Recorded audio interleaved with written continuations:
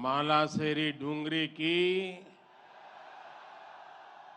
मालासेरी डूंगरी की साड़ू माता की साड़ू माता की सवाई भोज महाराज की सवाई भोज महाराज की देवनारायण भगवान की देवनारायण भगवान की साड़ू माता गुर्जरी की ई तपोभूमि महादानी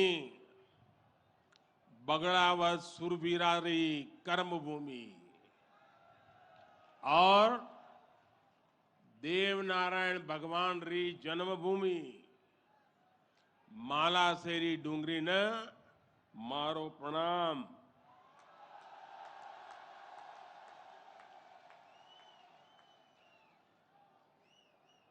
श्री हेमराज जी गुजर, श्री सुरेश दास जी, दीपक पाटिल जी, राम प्रसाद दाबाई जी, अर्जुन मेघवाल जी, सुभाष बहेड़िया जी और देश भर से पधारे मेरे प्यारे भाइयों और बहनों,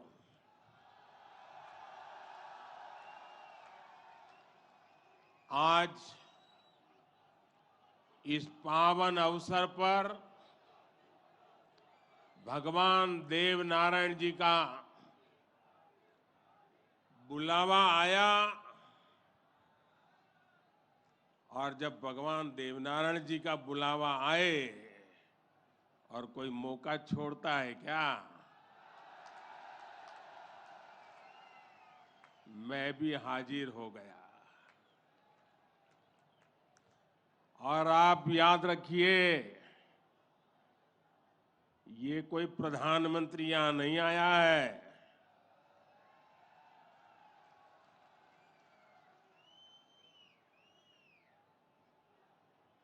मैं पूरे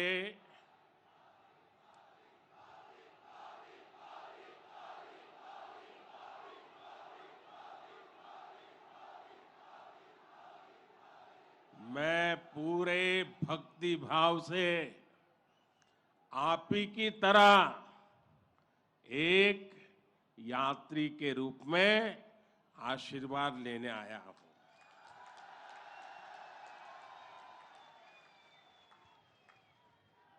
अभी मुझे यज्ञशाला में पूर्णाहुति देने का भी सौभाग्य मिला। मेरे लिए ये भी सौभाग्य का विषय है कि मुझ जैसे एक सामान्य व्यक्ति को आज आपके बीच आकर के भगवान देवनारायण जी का और उनके सभी भक्तों का आशीर्वाद प्राप्त करने का ये पुण्य प्राप्त हुआ है। भगवान देवनारायण और जनता जनार्दन दोनों के दर्शन करके मैं आज धन्य हो गया हूं।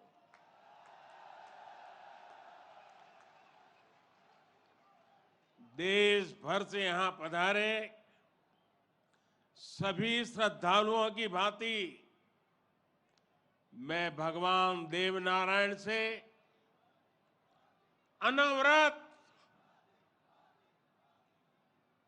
राष्ट्र सेवा के लिए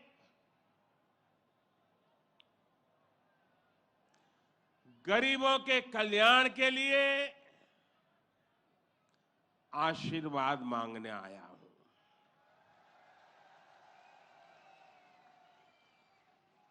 साथियों, ये भगवान देवनारायण का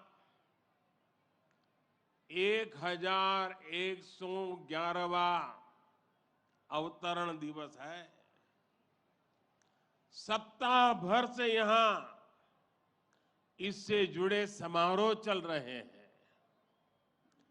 जितना बड़ा ये अवसर है, उतनी ही भव्यता, उतनी दिव्यता, उतनी ही बड़ी भागीदारी गुर्जर समाज ने सुनिश्चित की है। इसके लिए मैं आप सभी को बधाई देता हूं। समाज के प्रत्येक व्यक्ति के प्रयास की सराहना करता हूं। भाइयों और बहनों, भारत के हम लोग हजारों वर्षों पुराने अपने इतिहास, अपनी सभ्यता, अपनी संस्कृति पर गर्व करते हैं। दुनिया की अनेक सभ्यताएं समय के साथ समाप्त हो गई,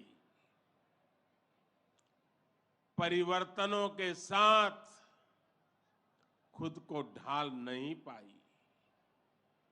भारत को भी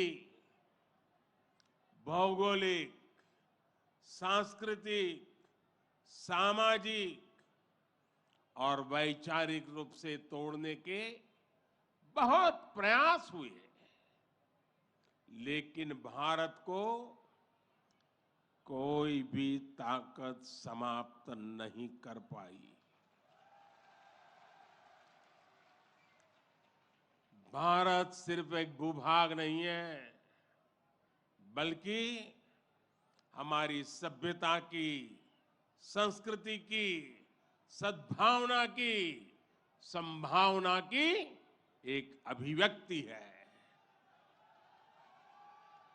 इसलिए आज भारत अपने वैभवशाली भविष्य की नींव रख रहा है। और जानते हैं, इसके पीछे सबसे बड़ी प्रेरणा, सबसे बड़ी शक्ति क्या है? किसकी शक्ति से, किसके आशीर्वाद से? भारत अटल है, अजर है, अमर है। मेरे प्यारे भाइयों और बहनों, ये शक्ति हमारे समाज की शक्ति है। देश के कोटि कोटि जनों की शक्ति है। भारत की हजारों वर्षों की यात्रा में समाज शक्ति की बहुत बड़ी भूमिका रही है। हमारा ये सौभाग्य रहा है कि हर महत्वपूर्ण काल में हमारे समाज के भीतर से ही एक ऐसी ऊर्जा निकलती है जिसका प्रकाश सबको दिशा दिखाता है, सबका कल्याण करता है। भगवान देवनारायण भी ऐसे ही ऊर्जा पुंज थे, अवतार थे, जिन्होंने अत्याचारियों से हमारे जीवन और हमारी संस्कृति की रक्षा की। देह रूप में मात्र 31 वर्ष की आयु बिताकर जनमानस में अमर हो जाना सर्वसिद्ध अवतार के लिए ही संभव है। उन्होंने समाज में फैली बुराइयों को दूर करने का साहस किया, समाज को एकजुट किया, समरसता के भाव को फैलाया। भगवान देवनारायण ने समाज के विभिन्न वर्गों को साथ जोड़कर आदर्श व्यवस्था कायम करने की दिशा में काम किया।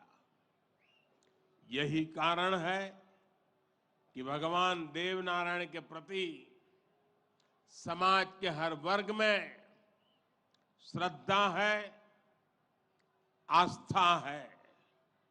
इसलिए भगवान देवनारायण आज भी लोक जीवन में परिवार के मुखिया की तरह हैं।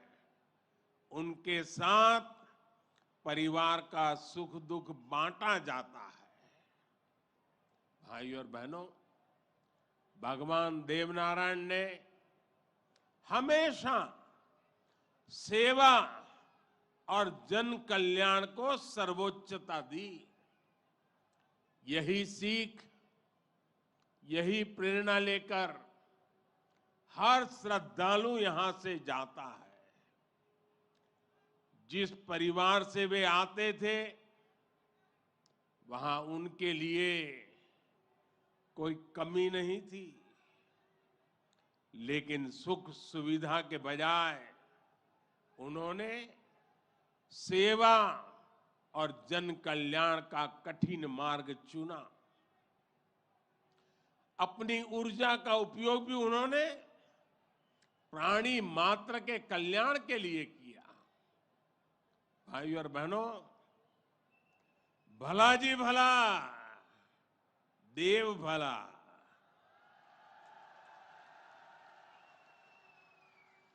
भला जी भला, देव भला।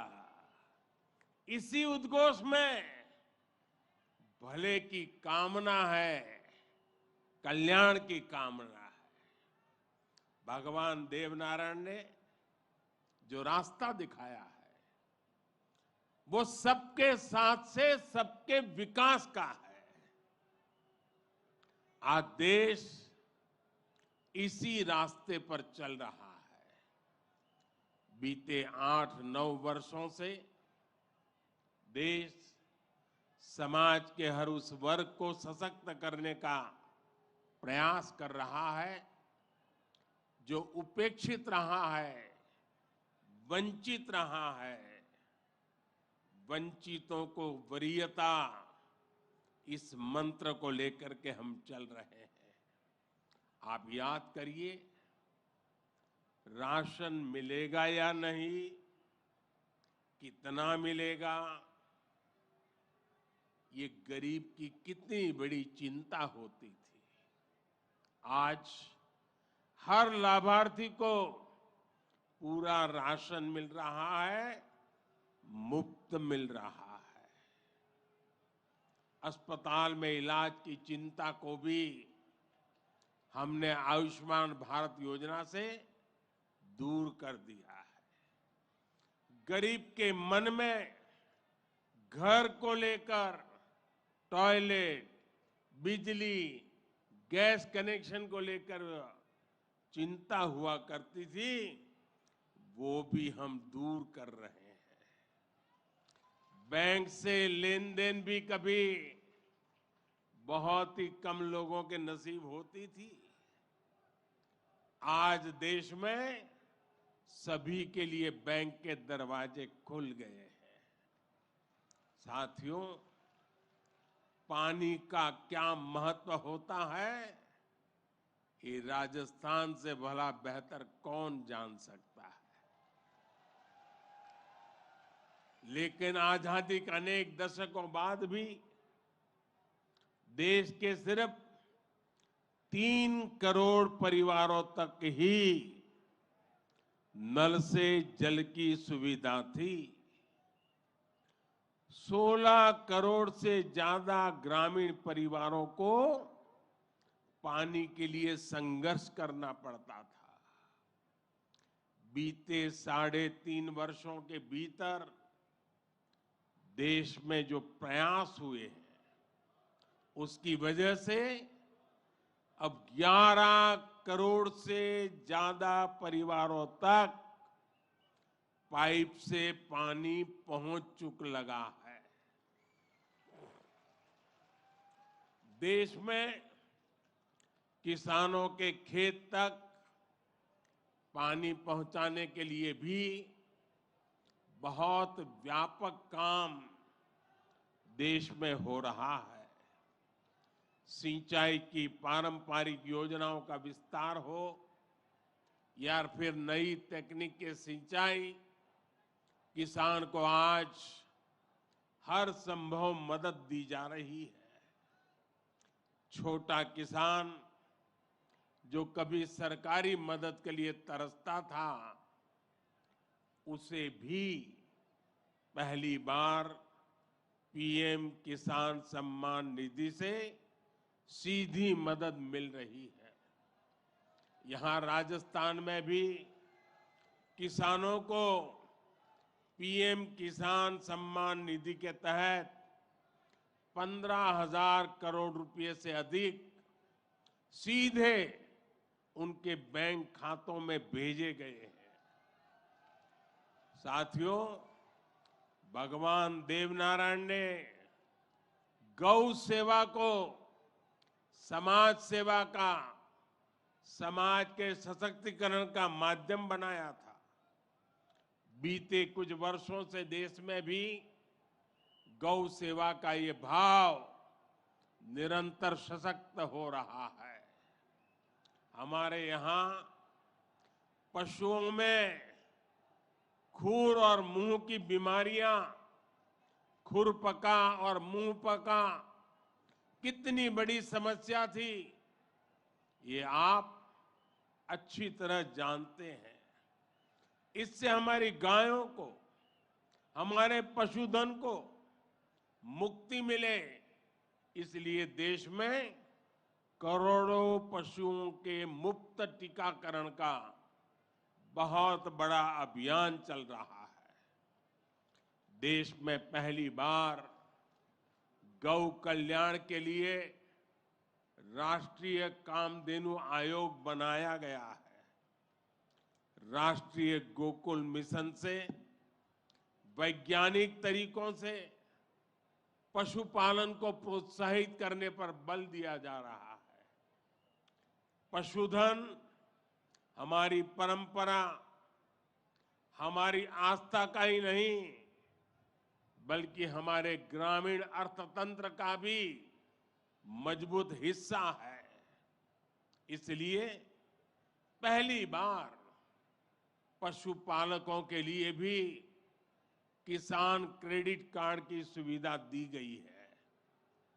आज पूरे देश में गोवर्धन योजना भी चल रही है।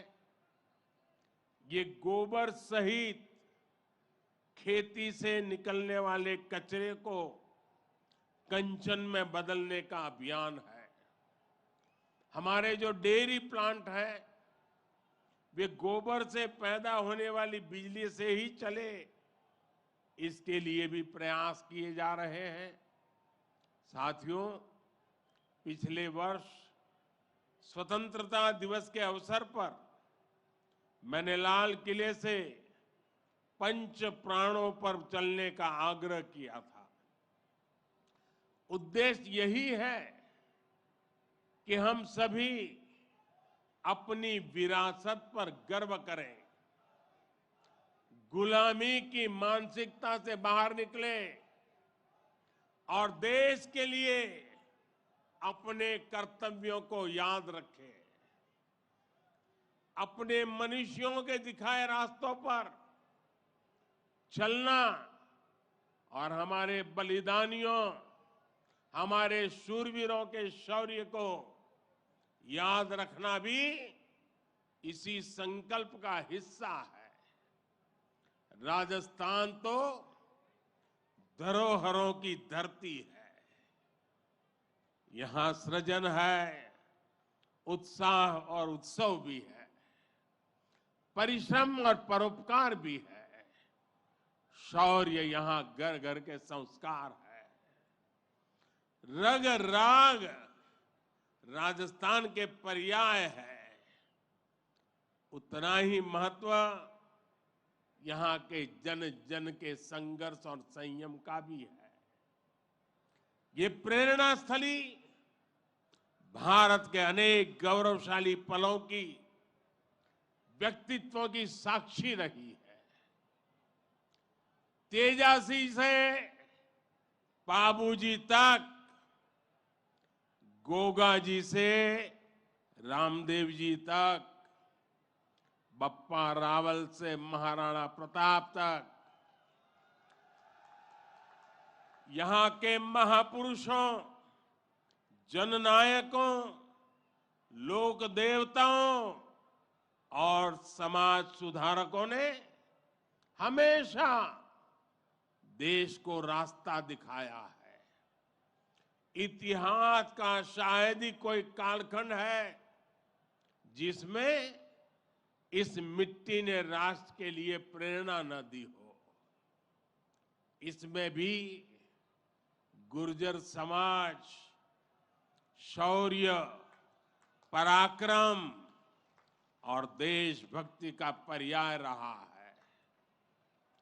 राष्ट्र रक्षा हो या फिर संस्कृति की रक्षा, गुर्जर समाज ने हर कालखंड में प्रहरी की भूमिका निभाई है। क्रांतिवीर भूप सिंह गुर्जर,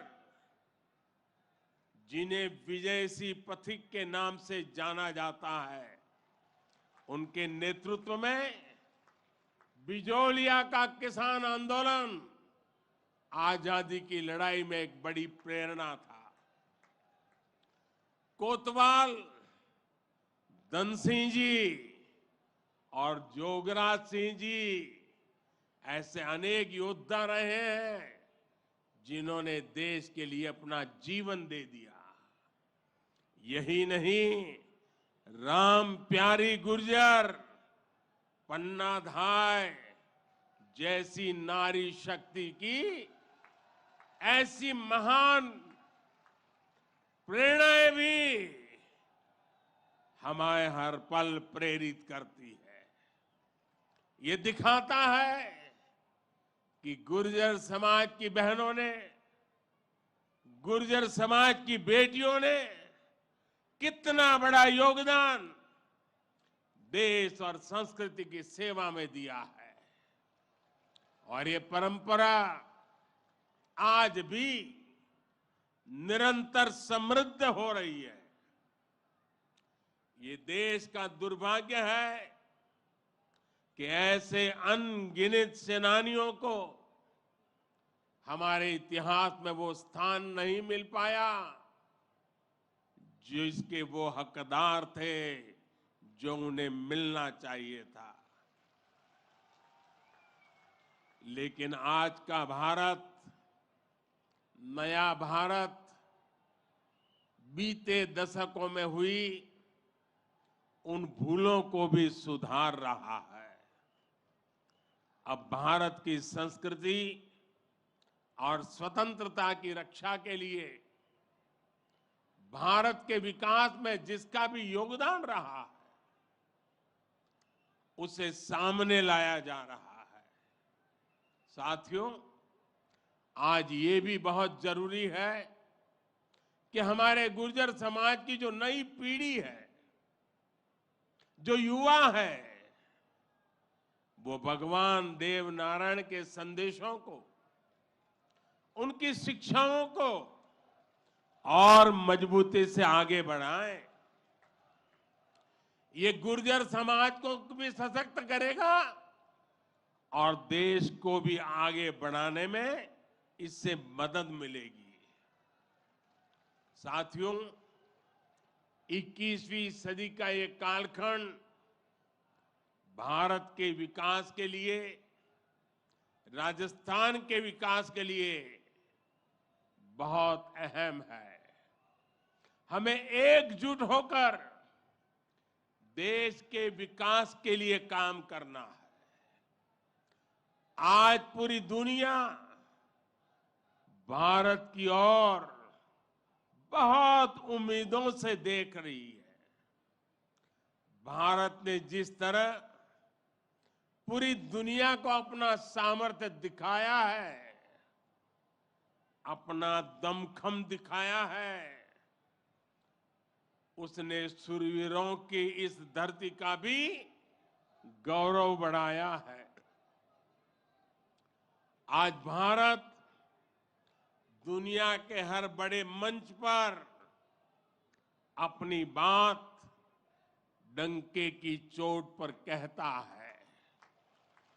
आज भारत दूसरे देशों पर अपनी निर्भरता कम कर रहा है।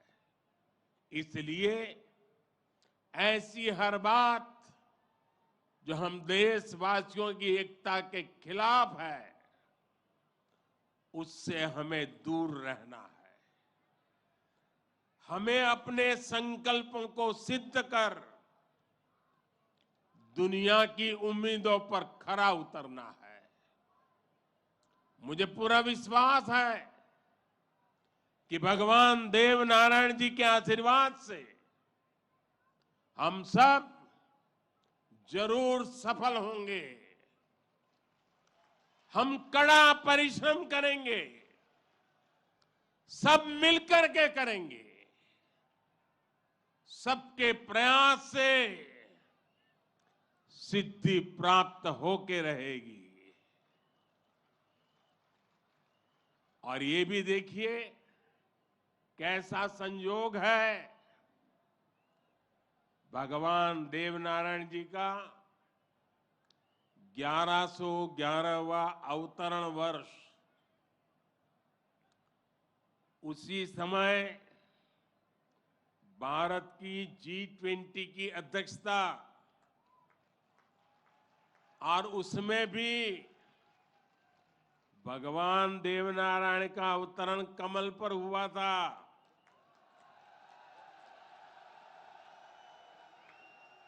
और G20 का जो लोगो है, उसमें भी कमल के ऊपर पूरी पृथ्वी को बिठाया है। ये भी बड़ा संयोग है।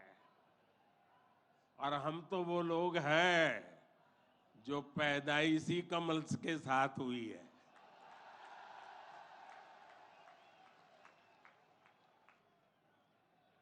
और इसलिए हमारा आपका नाता कुछ गहरा है।